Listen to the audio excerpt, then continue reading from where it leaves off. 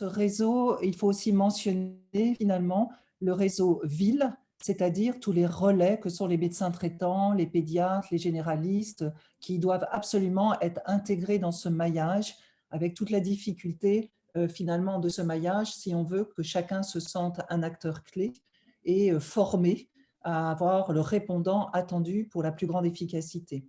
Donc, il y a donc les centres de référence qui ont avec un site coordinateur et quand ils sont multisites, des sites constitutifs.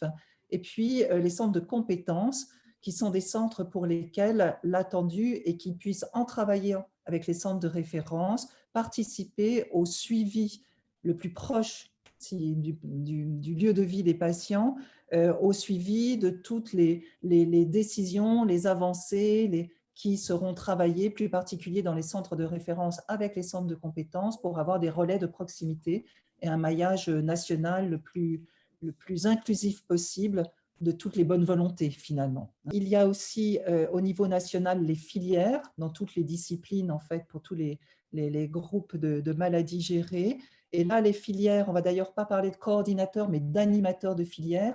L'animateur de filière va essayer de faire en sorte que le puzzle que représentent les centres de référence, les centres de compétences, les multisites, les médecins traitants, les autorités qui nous financent ou qui nous dirigent ou qui nous conseillent, que tout ça soit une espèce de puzzle qui travaille en bonne entente. Le rôle, je dirais, du ministère dans ce travail étroit avec les filières de santé maladies rares, les centres de référence maladies rares, les centres de compétences maladies rares, on a en fait un rôle de coordination pardon, de la même manière que on s'appuie énormément sur les filières de santé maladies rares. Je dirais que le troisième plan maladies rares a encore plus donné un rôle important aux filières de santé maladies rares. Et je dirais que le premier plan maladies rares qui a été impulsé par les associations, par les centres, par les cliniciens et par les ministères a donné une visibilité en mettant des centres de référence et a donné une visibilité à l'expertise.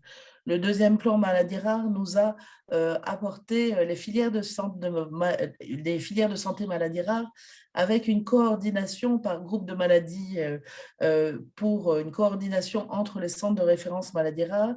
Et à la tête de ces filières, c'est également des personnes qui ont été impliquées dans les centres de référence maladies rares. Donc, il y a une expérience du terrain de la filière et pour nous, c'est un relais de transmission pour pouvoir adapter nos politiques publiques et qu'elles soient ensuite diffusées vers les centres de référence, vers les centres de compétences et, comme l'a expliqué Christine, de faire le lien ensuite sur le terrain avec la médecine de ville et tout ce champ qui est le champ du quotidien et de l'accompagnement du parcours de vie de la personne malade. Importante. Et puis, on a un nouvel acteur qui arrive, qui doit se coordonner avec les filières nationales et les filières de santé maladies rares, qui sont les plateformes d'expertise maladies rares, qui ont un rôle à jouer, mais je dirais fondamental, mais au niveau local, pour pouvoir soutenir aussi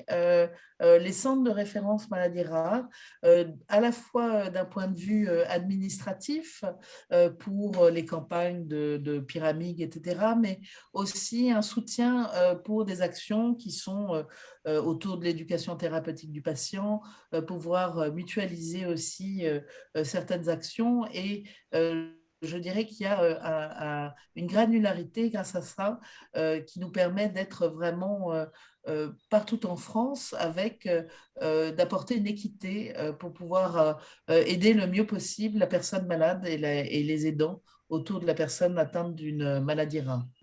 Si je peux me permettre, c'est que dans ce maillage qu'il y a, on vient de parler de l'organisation finalement, véhiculée et encadrée par le ministère avec cette volonté de ce soutien pour les maladies rares.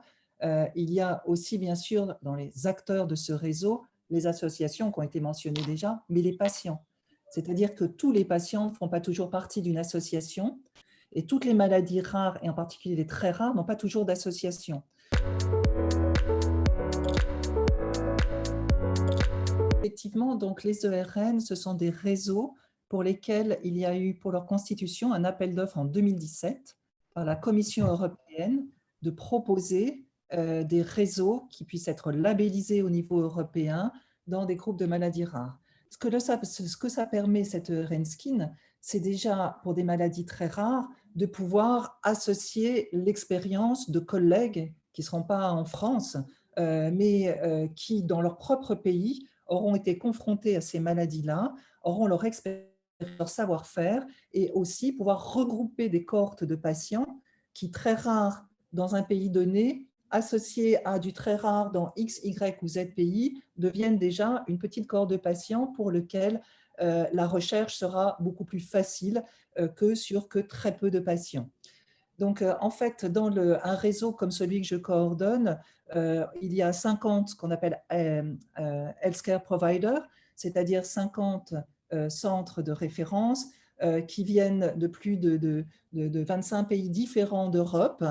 Et là, cette articulation, ce maillage a permis de définir des groupes de maladies rares au sein de la RNSKIN, des sous-groupes de maladies, des experts dans ces domaines, puisqu'on ne peut pas être expert dans tout, qui vont être les leaders d'un sous-groupe sur une maladie donnée, avec un groupe de travail qui sont également des leaders dans leur pays pour cette maladie-là. Bref, vraiment une mutualisation d'expériences, de compétences, d'échanges qui permettent de progresser. Et le but de ces réseaux européens était que l'expertise arrive au malade plutôt que le malade soit obligé de se déplacer dans d'autres pays pour trouver des solutions là où il n'y a pas encore la performance extrême sur cette question précise posée. Donc, c'est d'un intérêt majeur. Et également, un plus énorme pour organiser des registres qui permettront en fait des programmes de recherche de la clinique à la recherche plus fondamentale en lien avec un réseau de recherche plus fondamentale. Donc, c'est essentiel.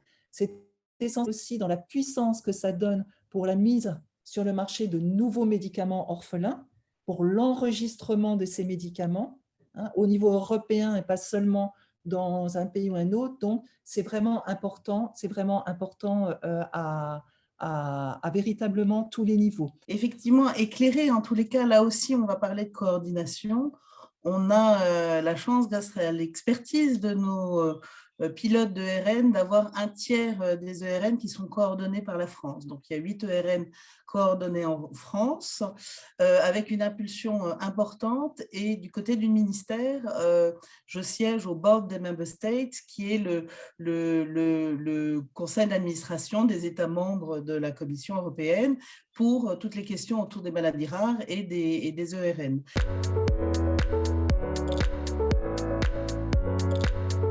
Donc, si on prend les différents niveaux, donc au niveau national, du réseau national, évidemment, les associations sont des parties.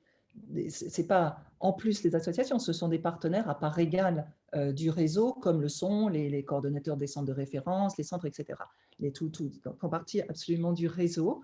Alors, au niveau national, il y a une implication que l'on souhaite forte des associations dans tout ce qui va être dans des constructions de PNDS, Anne-Sophie en parlait, de programmes d'éducation thérapeutique, dans tout ce qui va être aussi dans le copil en fait de ces filières, une participation avec le but de rediffuser aux autres, il y a des représentants aussi, le but de rediffuser aux autres associations un petit peu ce qui se passe. Donc, c'est certainement le meilleur moyen de ventiler, de diffuser l'information et en retour d'avoir les remontées des besoins, puis des associations, des vécus proches des patients. Il y a ce qu'on appelle les IPAG, c'est-à-dire les European Patient, enfin peu importe, les représentants en fait des patients au niveau européen. Donc, comment cela se passe-t-il? Eh bien, dans chaque groupe de travail, il y a la possibilité, en fait, c'est comme ça que je l'ai organisé dans notre RN, dans chaque groupe de maladies, il y a la possibilité qu'il y ait 2 représentants IPAG, de manière à ce qu'on puisse avoir finalement le retour, bien sûr, des patients, mais aussi un travail avec tout ce regroupement d'associations au niveau européen qui permettent, ces représentants, évidemment, retournant vers les autres associations pour leur transmettre les informations qui ont été travaillées dans un réseau. Donc là, ça permet véritablement une mutualisation de toutes les données de connaissances, mais aussi en essayant de moyens, etc., ça permet aussi d'avoir une force de frappe pour l'information, la communication, la diffusion, hein, et ça permet aussi pour, je pense, les associations de confronter leurs besoins à des besoins qu'ont d'autres associations dans d'autres pays, de bénéficier de l'expérience aussi que peuvent avoir des associations plus anciennes, plus fortes, plus organisées, pour soi-même savoir mieux se structurer dans son propre pays. C'est vraiment essentiel.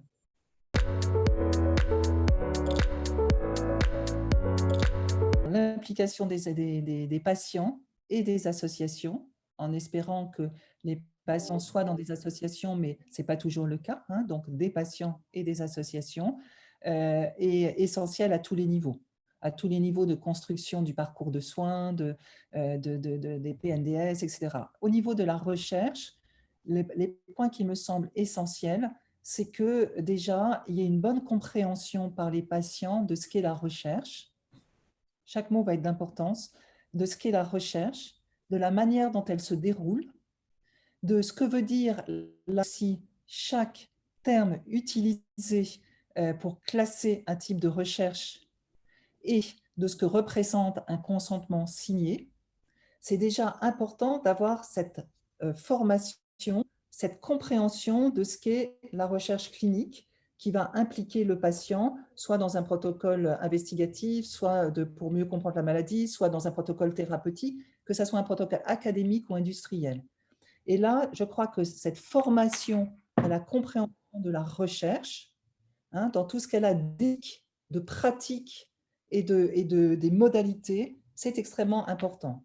Et ça, je crois que l'implication des associations sera d'autant plus forte et bien appropriée, comme nos retours, nos explications seront bien clairement comprises, si déjà il y a ce niveau de formation, ce niveau de compréhension. Ça, c'est le premier point. Le deuxième point, il faut bien voir que les associations sont de niveaux différents dans leur organisation. Il y a des jeunes associations, des associations où il n'y a pas beaucoup de personnes, des associations structurées et même financées. Ce n'est pas du tout la même chose.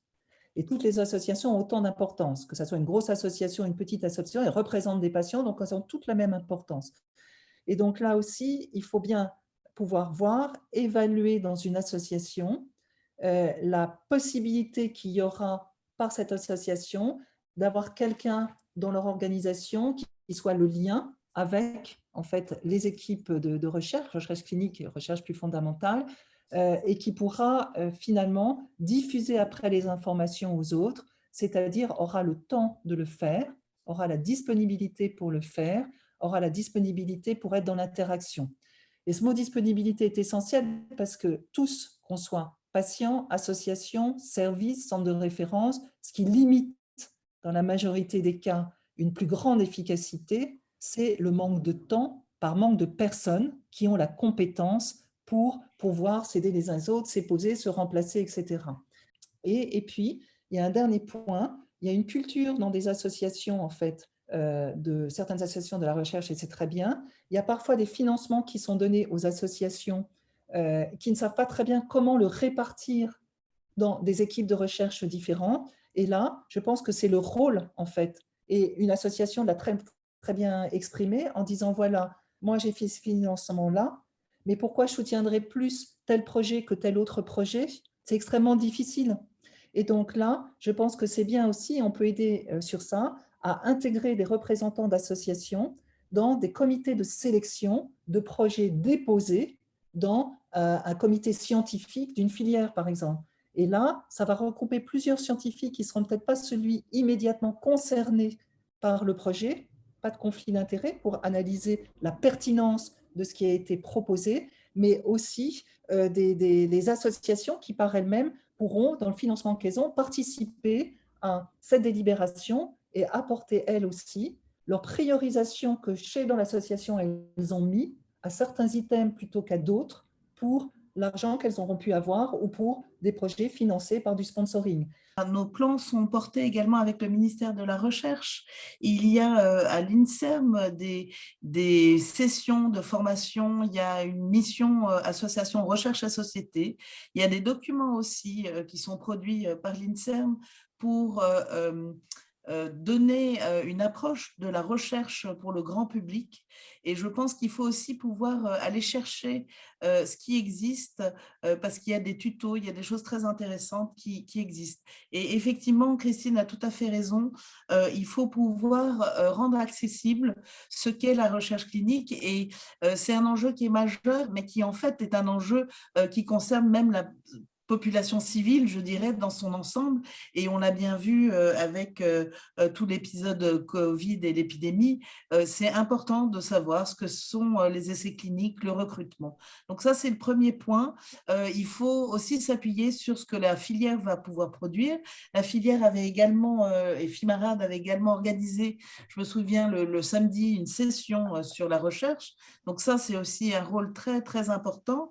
Et le deuxième point que je voulais compléter, c'est qu'il y a aussi un lien avec des projets européens pour donner aussi la capacité, on a parlé de la lecture des notes d'information et de consentement, mais là aussi c'est un endroit où l'association a son rôle à jouer dans la relecture de la note avant qu'elle soit diffusée pour être certain qu'elle soit en langage, je dirais, accessible, compréhensible, adapté en fonction des enfants, s'il y a des enfants qui participent, pour qu'au moins ils aient, ou sous forme d'une bande dessinée, mais il y a plein de choses qui existent et qui sont vraiment importantes pour donner la capacité de faire des choix à des personnes qui au départ n'étaient pas forcément familières de la recherche, mais de pouvoir justement augmenter ce niveau de compréhension et de formation. Donc il faut vraiment s'appuyer là-dessus.